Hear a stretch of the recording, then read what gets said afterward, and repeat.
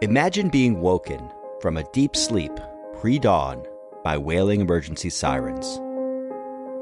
Disoriented, you break the darkness by turning on the television, and a meteorologist warns that your street is in the direct path of a tornado. In an instant, you realize that you and your family have only a few adrenaline-fueled moments before the storm reaches your home.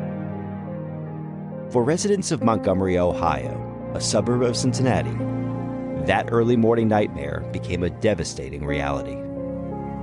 20 years ago, on April 9th, 1999, homes and lives were lost in the greatest tragedy to ever strike the city.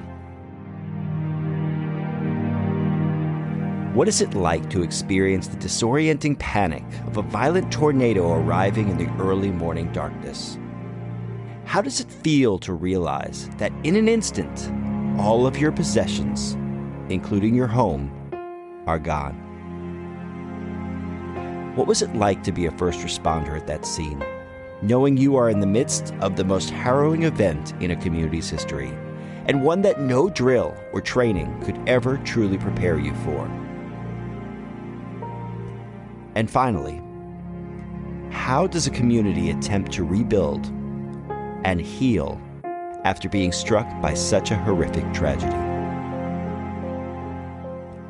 In this episode, and the few that will follow, we're going to share stories from that tragic day and what happened next in Montgomery. I'm Greg Leader, and this is Weathering the Storm.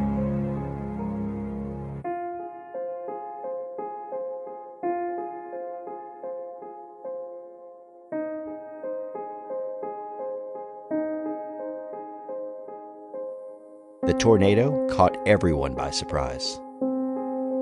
Well, almost everyone.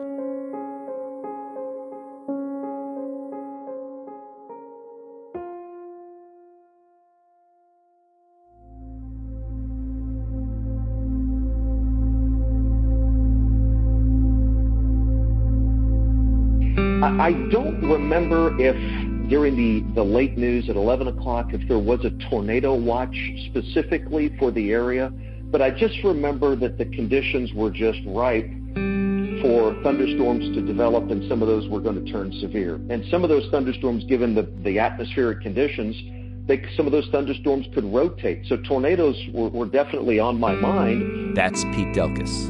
From 1996 to 2005, Pete was the chief meteorologist at WCPO in Cincinnati. Since 2005, he's been the chief meteorologist at WFAA in Dallas. And if I remember correctly, a short time after the news ended, they issued a tornado watch for the area. And not that I was going home anyway, because I mean, hey, that's your job, you stay there and you do this because you want to help people. But I remember when that tornado watch was issued early on, I don't know, midnight, 1 o'clock in the morning, I remember thinking, okay, well, conditions looked right. The tornado watch is issued. So really none of that was a surprise.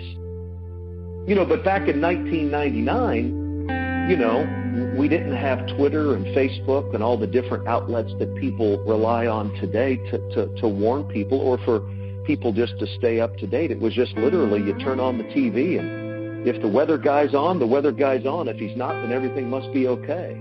But I remember the conditions setting up and being conducive for severe weather that night, and that's why I stayed all night.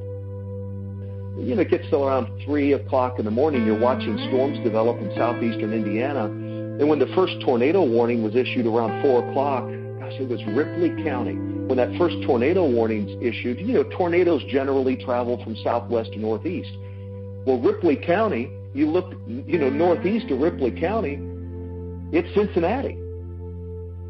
I mean, it's Hamilton County. And so, boy, you really got to make sure you're at the top of your game at that point. So Ripley County's issued about 4 o'clock in the morning. About 30 minutes later, it's Dearborn County. And then, about 30 minutes later, it's Hamilton County. And I probably wasn't even 30 minutes later. I remember that tornado warning for Hamilton County was issued before 5 in the morning. I'm thinking, these people are in bed. The warnings here, there's plenty of lead time for people to go to their safe room, go to the basement. But is anyone going to know that the warning has been issued? From 9 News, this is a weather special report. We now have a tornado warning for Hamilton County. Until 5:55. Let me take this off the wire. A tornado warning is in effect for Hamilton County now until 5:55. At 4:50, weather spotters indicated a tornado 17 miles west of Cincinnati, or about 6 miles southeast of Hooven, moving to the east at 35 miles an hour. Again, a tornado is on the ground. Go to the basement. You know, it was a really strange morning. You know, you're in the TV studio, and you can see what all the other stations have on their air. And, you know, it's 4:30 in the morning, and I'm starting to do stuff, and I look up, and none of the other stations, they're still in their regular programming, and I'm like, man, I'm looking, I know there's a tornado over there in Ripley. I know there's one in Dearborn, you know, and I'm telling people about what's happening over there. And then all of a sudden when it crosses into Ohio, at that point then I don't know what other stations are doing or not doing, because I'm so focused on what's going on, you know, in Hamilton County. But at that point then you're just like, man, I've got a responsibility here to help these people. These people are my neighbors. These people are my friends. I have a responsibility to, it could be my family. You know what I mean? They could have been my mom. It could have been my grandparents or something like that. So you want to help them. But I just know, okay, I got to let them know what street this could be on. I'm looking at this hook echo. What street? How long? When's it going to go from point A to point B? Now I'm trying to storm track and just let people know, please get to the basement as quickly as possible. And so it's like, man, I've got to tell them as much as possible. And they need to know not just Hamilton County, but what are the towns, and more importantly, what are the streets where this could have an impact on. And so that was my focus. I have to be there and let these people know, not only in the town, but what part of town, what neighborhood. And since I had lived in Montgomery when I first moved to Cincinnati, I was real familiar with the area.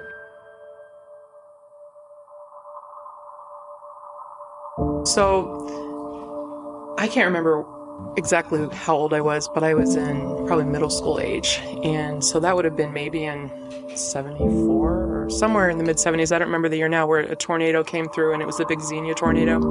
I lived in Montgomery at the time in the winds. And my family, this was in the middle of the afternoon, my family was aware of the tornado sirens going off, and we went outside in the yard and we literally saw a tornado going over the Storybrooke neighborhood. So from that point forward, growing up all through my life, I was always very aware of weather related to tornadoes, and I was just very, not hyper vigilant, but I was very aware of it, and even had tornado dreams that really just bothered me, because it was a very impactful thing to witness. And the next day at school, you know, you'd hear about all the damage and things and so forth that had happened. So that stayed with me really through my whole life, and I was always very aware when I would hear a siren or a weather warning. I paid attention to it. So my name is Ellen Mevriplis, and I live in the Shadow Hill area of Montgomery, and I lived before and continue to live there now with my husband, and but we had 3 young boys at the time of the tornado. There was weather happening that night, but I wasn't aware of anything significant that was forecasted. I would have been aware. If they would have been out there, I would have known it. I don't recall hearing any forecast prior to it, but sometime in the middle of the night, one of my sons came into our room, and he was upset because there was, I think the storm had woken him up. There was thunder or something. And believe it or not, I'm starting to get a little fuzzy on the details that you'd think you'd never forget. But it was my son Ryan who came in and woke us up, and there was thunder. And at some point we went downstairs to turn on the TV just to see, was there anything more significant happening. Actually, I think it was, we heard the siren first. Now I recall we heard the siren first and then went down to turn the TV on, and turned it to Channel 9, which was actually following the street-by-street forecast of where a tornado was actually, I guess, on the ground at that point. 20 years ago, people didn't really track street by street. And the reason that they didn't was, a lot of folks were old school, but a lot of people said, listen, you can't, it's just not that accurate. And my thinking, well, I've always been a guy that loves technology. I'm like, well, why not?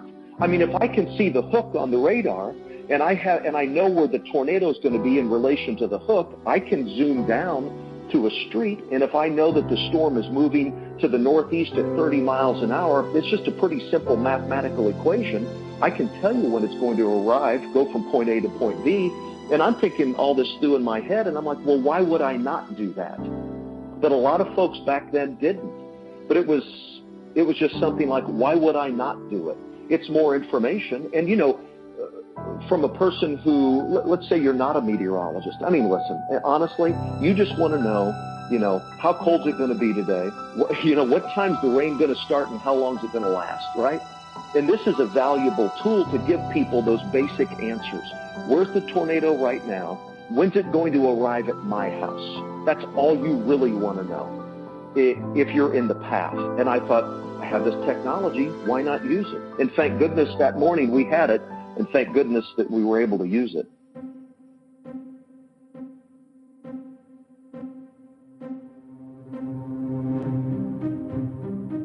My husband and I decided to go get our other children and head to the basement. And we did hear the siren. We saw the tornado coming our way. We got everyone down in the basement, including we had dogs and cats. We were missing one cat at the time that didn't make it to the basement with us. But we were all down in the basement and had just barely gotten the door shut before we started actually feeling the tornado and hearing it.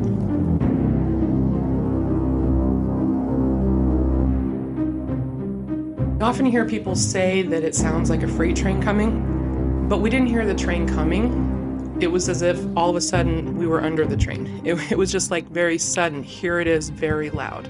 So it wasn't, and maybe it would be different if you're standing outside hearing it approaching or seeing it coming, but this was like maybe 5 a.m, somewhere around there. So it's dark and everybody's just woken up from their sleep, and we're in the basement, we didn't hear anything coming, but all of a sudden we heard it very loudly, like right over us, I guess, or very close to right over us. So it was very loud, and we felt, this will sound very odd, but you know how when you have like a blood pressure cuff on your arm and you feel it kind of like suctioning up and getting tighter? It felt like we were being like vacuum sucked. It was like this pressure that was building up. And then we felt water coming down on us from the ceiling of our basement, and this was, 2 stories above us. Little did we know at the time that our roof was gone and the top floor was gone, but we felt water coming down through the basement ceiling. At the time, we were hearing this loud noise and feeling like we were just being vacuum sucked. I couldn't tell you the passage of time because you kind of lose track of that, and my concern was my children. I remember going upstairs. We told the kids to stay downstairs at first so we could go up and check it out. We were going to go get shoes and whatnot. And which that was even challenging because even though it was a short distance from the stairs to where we leave our shoes in the laundry room, everything was covered with glass, broken glass, and so forth. So eventually I believe Dimitri got us shoes, and he and I went to kind of check it out a little bit, and then immediately thought we need to get out of here because we didn't know if the rest of it was going to collapse on us, because there were, to go to the upstairs, the second level where I would have gone to get clothing for us, to put some more clothes on because we went to bed in, pajamas and so forth. The stairway seemed like it was crooked. The walls were crooked. I mean, it just wasn't right. And it's hard to process at the time, because it didn't make sense. And then we look up and see literally like stars and clouds flying overhead. So the tornado had taken the weather with it wherever it went. It wasn't like we were still being rained on or anything. We saw stars and clouds, where there should have been a ceiling and bedrooms and so forth. So we didn't go up there at the time. We decided to just take our shoes and get the kids out of the building. At that point, I took the kids, and there was one of the houses across the street from us looked like it was not very badly impacted. Most of the houses around us were totaled, but one across the street from us looked like it was only missing maybe a corner of the roof. So we went there, and the neighbors asked us to come in. So we went in their basement, and from there kind of made some phone calls to family, and we're trying to figure out a way for some family members to come and get us. Meanwhile, Dimitri was trying to help some other neighbors. I know that we'd heard people screaming next door, and it was just kind of chaotic. But my concern was I had 3 very young children, to get them kind of out of the way and safe. My name's Jill Cole. I lived at 7583 Lakewater Drive at the time of the tornado. It was a very mild night that night, so we had our windows open and we had gone to bed. And then sometime in the early morning hours, we heard the sirens go off. And in my family, I grew up in California. And I think if the sirens go off, you pay attention. My husband grew up in Ohio, and if the sirens go off, you just roll over and go back to sleep. So fortunately, I prevailed that morning. So we got up, and at the time, our 3 youngest children were home. They were in preschool and elementary school, and our 2 oldest sons were away at college. So we got the kids, we went upstairs to get the kids, and the middle one, middle of the youngest, his name was Trevor, he was already awake because he had been studying weather. Took our dog and went down to the lower level, and, at that time you think, this is a silly thing to do, probably. So as we're sitting down in the basement, and the basement was pretty much unfinished. There was an area of carpet and an old couch and so forth. We were just sitting there, and we turned on our little teeny tiny black and white TV to see what was going on, and not really thinking anything of it. And the phone rang, and my husband walked up the steps to answer the phone. So the dog followed him up, and as soon as he got upstairs, I started hearing this sound. It was loud, getting louder and louder. And as he turned around, the time it took him to walk up the stairs, the phone had quit ringing. I guess the power was out, and he started walking down. By the time he was halfway down, we knew that the tornado was coming, and it was coming right at us. So we grabbed the kids, and we had blankets and pillows, and he had a big metal weighted workbench there. And so I had 2 of the children in my lap with blankets hanging onto the table, and my husband had the other child, and then it hit us. And it's just hard to describe how loud it was. It's like if you saw the movie Twister, when they filmed that's really what it was like. It was just the loudest noise that I've ever heard in my life. And the only thing else I could hear was my kids crying, "I love you, Mom, I love you." I'm going, "We're going to be fine. Don't worry, we're going to be just fine." And it seemed like it lasted for a very long time, but I'm sure the statistics will tell you it was a minute. And then all of a sudden, it was dead quiet, except for water dripping through the ceiling. And I thought, it's probably not a good thing. So we sat there for a minute and regrouped, because we really had no idea, is there one tornado? Is something else going to happen? Is it safe, even though it was quiet? Is it safe for us to go out and see what happened? So we, just kind of collected ourselves for a little bit. And then my husband, Steve, went upstairs to kind of check the damage. He opened up the basement door. We did have a basement door, and it was open to the sky above that. And it smelled like pine trees.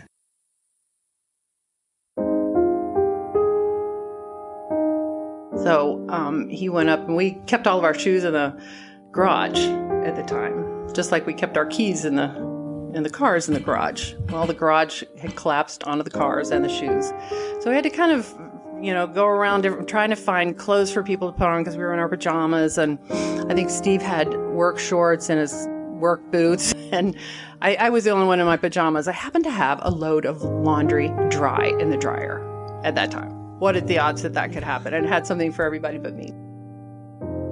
He stood there for a moment, and the dog, unfortunately, I may have mentioned, he followed him up when the phone rang, and the dog didn't make it back down. And, by the time he came in. So as soon as he opened the door, the dog comes running down. He's in my lap, this big golden retriever with my 3 young kids. And my husband stood there for a moment, and he just slowly walked down the steps, and he came in, and he put his hand on my shoulder, and he said, "It's gone."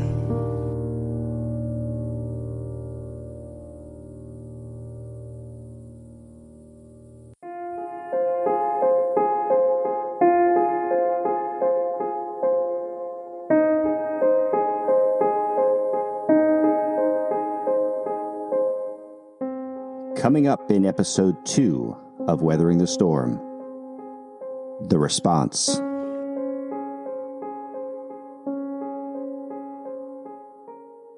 After the tornado hits, area heroes arrive to answer a shocked community's call. I'm at Cornell, Valley Stream area. I have a doctor with me. He advises there are several people entrapped in the condos. One of them's a baby. I'm assisting the house beyond the condos. I'm walking down with him. I've driven down as far as I can. We're on foot. A pair of siblings copes with their family's loss. And I almost took it like, almost like a last wish. You know what I mean? And so I feel like she would, and is surely smiling down. Because if that was what she hoped for, I feel like she's getting what she wished for. And what mom doesn't at least want to know that her kids are out there, loving each other. And the city's manager is stunned to learn what's happened while on a cruise ship thousands of miles away from Montgomery.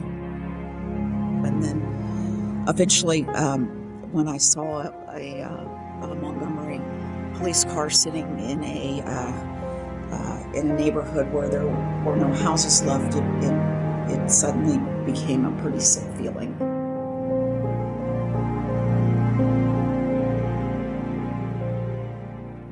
That's all in the next episode of Weathering the Storm.